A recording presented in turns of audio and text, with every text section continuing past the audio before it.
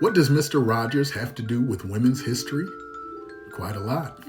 This month, in 5 parts, I'm highlighting Fred Rogers' connection to women's history. This is part 1. Mr. Rogers' Neighborhood was never meant to be entertainment. To this day, those involved in production of the television program shun use of the word show. Mr. Rogers' Neighborhood throughout its run was designed for early childhood development and education, rooted equally in both faith and science. The faith was rooted in Fred Rogers' Presbyterian upbringing and his education at Pittsburgh Seminary, but the science was a direct reflection of his mentor and advisor of more than 20 years, Dr. Margaret McFarland. Margaret Beale McFarland was born in 1905, the youngest of 3 girls in Oakdale, Pennsylvania, a suburb of Pittsburgh. Her father died when she was 5, which would later pique her interest in child psychology. She would ultimately pursue a career as a child psychologist, earning a master's degree and PhD in psychology from the Teachers College at Columbia University. She became known for her influential work in early childhood development and ultimately for her collaboration with Fred Rogers on Mr. Rogers' Neighborhood. Mr. Rogers met Dr. McFarland when he attended graduate classes in child development at the University of Pittsburgh in the early 1960s.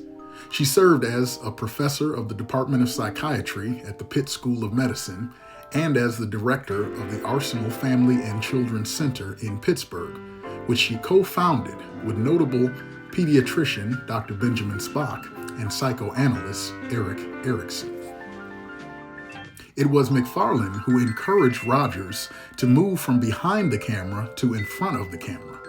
When he was content working as a behind-the-scenes producer, she told him, "Fred, the children need to see you. They need you to help them distinguish between reality and fantasy." After he followed her advice, she would continue to be a trusted advisor and integral part of Mr. Rogers' Neighborhood. Though she never appeared on camera, McFarland and Rogers met weekly to discuss themes, scripts, and songs that Rogers had written. At times, if Rogers had a question about how an aspect of the program would affect children, he would pause taping to go and seek advice from McFarland, whose office was not far from the studio at WQED. The thoughtful and compassionate way Mr. Rogers' Neighborhood addressed complex feelings and emotions in children was largely due to the influence of Margaret McFarland.